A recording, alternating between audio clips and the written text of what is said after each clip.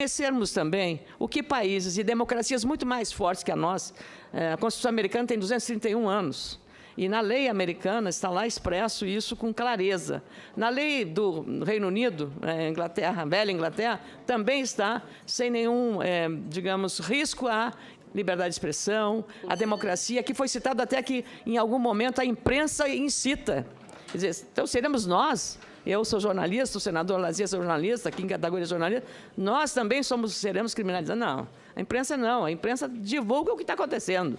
Essa é a missão da imprensa, comentar, criticar. Quero também fazer um registro, embora não tenha procuração para isso, não sou advogado, do trabalho republicano, que as instituições, Polícia Federal, a começar por ela, leia para todos, delegados, leia para todos. E a responsabilidade nossa é de fazer uma lei suficientemente clara para evitar dúvidas sobre a interpretação dela pelas instituições, seja o Poder Judiciário, o Ministério Público na denúncia, o Judiciário para julgar e a Polícia Federal para executar o que determina a lei. Então, ficou muito claro aqui, à luz disso. O Brasil só poderá entrar na OCDE, se tiver um dispositivo exatamente sobre essa matéria que estamos discutindo agora. Se ele não tiver essa garantia, não entra. A quem se dirige? Senhor presidente, eu quero, antes de fazer a minha pergunta, tecer alguns comentários aqui. Quero, inicialmente, saudar todos os palestrantes, todas as palestrantes, os senadores e as senadoras.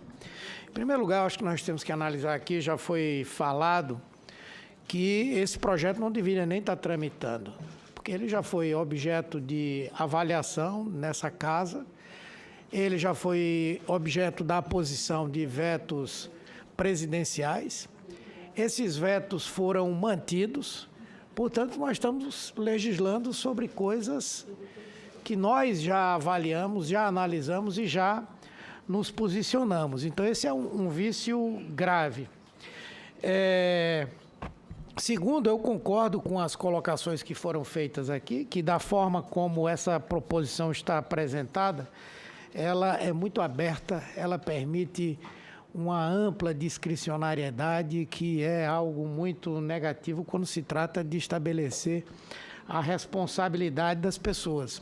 Eu me lembro muito bem quando essa proposta veio aqui, porque à época eu era líder do PT, ou era líder do governo, e nós recebemos várias representações do próprio governo, representação da Polícia Federal, representação da ABIN, e as principais questões que foram levantadas, especialmente, eram aquelas relativas à possibilidade de você ter uma legislação que pudesse incluir os atos preparatórios como algo relevante dentro da legislação. Isso aconteceu.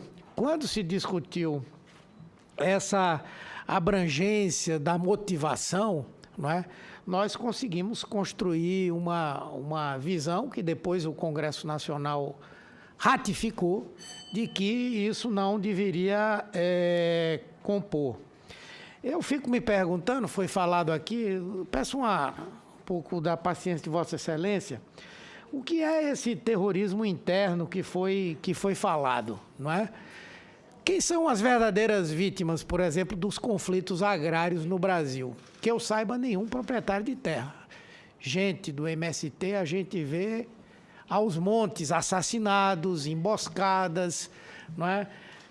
Tentativas ilegais de retomada da terra, da mesma forma, outros movimentos que estão aí colocados. E no afã de proteger a propriedade. Eu acho que o doutor Semer foi muito feliz ao fazer essa colocação. Quer dizer, o terrorismo ele deve estar fundamentalmente preocupado com os danos à vida humana.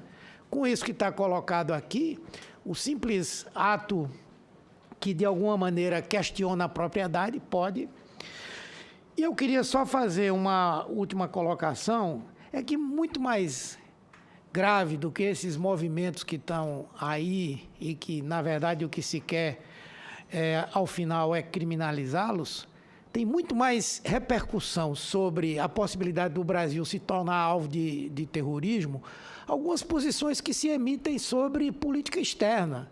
Por exemplo, o presidente da República eleito vai e dá uma manifestação meramente emulativa dos interesses do governo americano de que vai mudar a embaixada do Brasil em Israel, de Tel Aviv para Jerusalém. Isso tem um potencial de trazer a atenção de terroristas para o Brasil muito maior do que o movimento social, do que tudo que se coloca. Outra coisa, só para concluir, senhor presidente, eu pergunto, até hoje alguém identificou quem eram aqueles black blocs que, tanto nas manifestações de 2013, quanto nas manifestações que nós fizemos, quem não lembra que quem incendiou os ministérios aqui foram aqueles black blocs, que eram claramente agentes provocadores.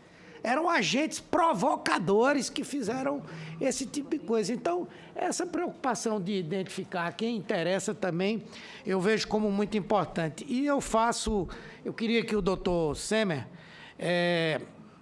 falasse um pouco mais sobre os riscos que essa tipificação contida nessa proposta trazem para a democracia no Brasil. Doutor Semer, Vossa Excelência tem 3 minutos, por gentileza. Bom, acho que é preciso entender que vou resgatar algo que a Camila disse aqui, Camila Marques. Primeiro que nós estamos no contrafluxo, né? Quer dizer, é verdade, vários países que sofrem terrorismo criaram leis antiterroristas. E essas leis estão sendo questionadas. Ela falou do Canadá, tem também da Alemanha, como agora do Chile, várias leis estão sendo questionadas. Então, essa ideia que nós temos assim, vamos montar a lei, feita a lei está em vigor, agora vamos fazer uma readequação da lei, vamos aprender também, se nós, para fazer a lei, aprendemos com aqueles que fizeram lá fora, vamos tentar aprender com aqueles que estão readequando as suas leis antiterrorismo. E uma questão que a Corte Interamericana disse isso no artigo 15, a Camila falou também da Convenção Interamericana, ou seja, não se constrói legislação antiterrorismo contra os direitos humanos. Eu acho que essa questão é uma questão central. E não podemos esquecer, que eu acho que isso é um ponto que atinge diretamente a questão constitucional, que é a questão do pluralismo político. Ou seja, nós estamos criando os tipos penais especificamente em razão dessas contestações, porque todos os atos físicos já são punidos. Quer dizer, eu já puno a explosão, eu quero punir a explosão política. Então, na verdade, esta lei está punindo o político, não a explosão. Com a questão do pluralismo político. A República Federativa do Brasil, artigo 1º, formada pela União Indissolúvel dos Estados e Municípios, constitui um Estado democrático de direito e tem como fundamentos 1, 2, 3, 4, 5 o pluralismo político. Lendo um texto aqui, pluralismo político, enumerado em nossa Constituição como um dos fundamentos da República. É norma princípio e não norma preceito, regra. Tem ampla envergadura sistêmica e tipifica um valor que é fim em si mesmo. Pluralismo significa tolerância, convivência pacífica, não só com as diversidades, mas também com as divergências. Isso aqui não é texto nada que seria, digamos assim, censurado pela Escola Sem Partido. Isso é um editorial do jornal O Estado de São Paulo. Tá? A gente tem que ter a noção de que isso que a gente pode fazer pode vulgarizar, esse é o grande risco, vulgarizar o combate ao terrorismo nos expõe internacionalmente, porque vai expor o próprio combate ao terrorismo. Várias vezes nós já vimos aqui as pessoas dizendo, aqui digo na política, deputados ou senadores dizendo, nós precisamos mudar a lei antiterrorismo para punir o MST. Se nós fizermos isso, olha, vamos fazer isso porque eu quero punir o MST, o MTST, a CNBB, enfim, todos os outros movimentos sociais, o que a gente vai fazer é nos vulgarizar, o Brasil vai ser novamente objeto de um folclore, uma versão folclórica no direito internacional. Esse que é o meu receio.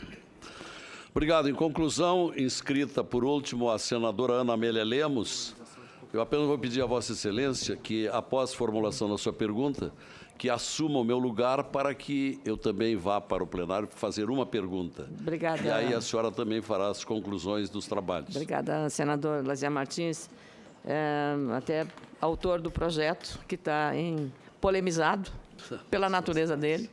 E Vossa Excelência, como jornalista e como eu também aqui, vi aqui de algumas manifestações de que isso,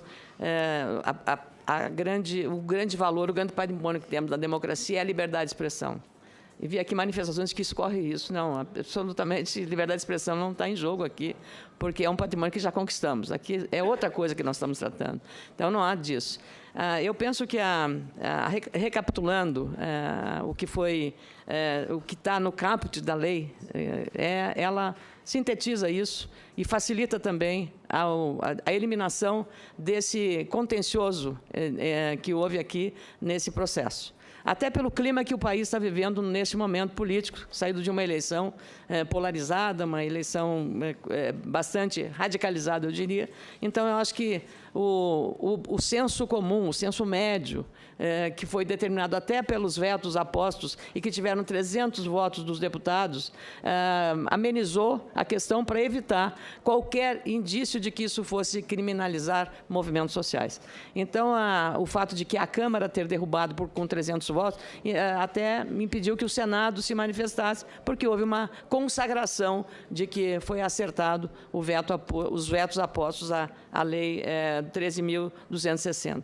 Eu queria fazer uma observação ao representante da Polícia Federal, Dr. Junero Caldeira Barbosa, que trouxe à luz aqui, foi muito importante, conhecermos também o que países e democracias muito mais fortes que a nossa, a Constituição Americana tem 231 anos, e na lei americana está lá expresso isso com clareza.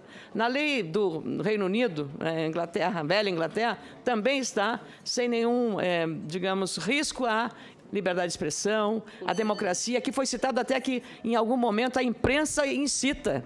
Quer dizer, então, seremos nós, eu sou jornalista, o senador Lazier é jornalista, aqui em categoria jornalista, nós também seremos criminalizados. Não, a imprensa divulga o que está acontecendo. Essa é a missão da imprensa, comentar, criticar. Quero também fazer um registro, embora não tenha procuração para isso, não sou advogado, do trabalho republicano que as instituições, Polícia Federal, a começar por ela, leia para todos, delegado, leia para todos. E a responsabilidade nossa é de fazer uma lei suficientemente clara para evitar dúvidas sobre a interpretação dela pelas instituições, seja o Poder Judiciário, o Ministério Público na denúncia, o Judiciário para julgar e a Polícia Federal para executar o que determina a lei. Então, ficou muito claro aqui, à luz disso. O Brasil só poderá entrar na OCDE, se tiver um dispositivo exatamente sobre essa matéria que estamos discutindo agora. Se ele não tiver essa garantia, não entra. Porque isso é a condição sine qua non para isso. Sou autor até de um projeto que está na Comissão de Relações Exteriores e que trata exatamente disso. E até a gente retirou agora para evitar qualquer contaminação, porque não é bom para isso se nós quisermos ter acesso a um organismo como esse, que é muito importante. Nós não estamos na OCDE. Nós perdemos um foro internacional importante. Então, não se trata, de nenhuma maneira, de cercear a liberdade de expressão, não se trata aqui também de criminalizar movimentos sociais, e acho que repor, senador Lazier Martins, Vossa Excelência que tomou essa iniciativa, repor ao texto original, como estava na lei, eu acho que pacifica a questão e talvez seja o melhor caminho nesta hora que nós estamos convivendo com esses problemas. E a responsabilização da lei, não estamos abrindo mão da tipificação do terrorismo. Está aqui expresso, está aqui escrito o que é. Na Lei 13.260, de 2016. Eu acho que isso aqui talvez seja o caminho mais adequado para evitarmos...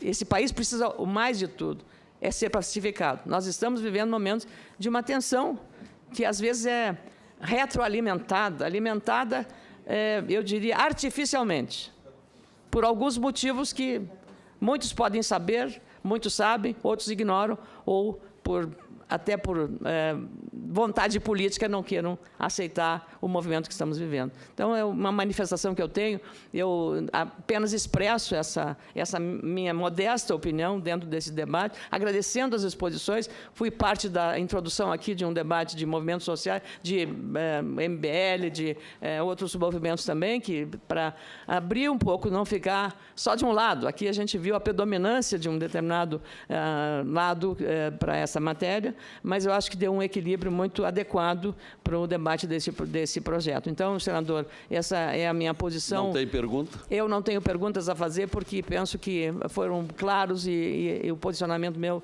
a respeito disso, renovando de novo a minha crença em relação à confiança nas instituições e no Estado Democrático de Direito brasileiro que nós vivemos.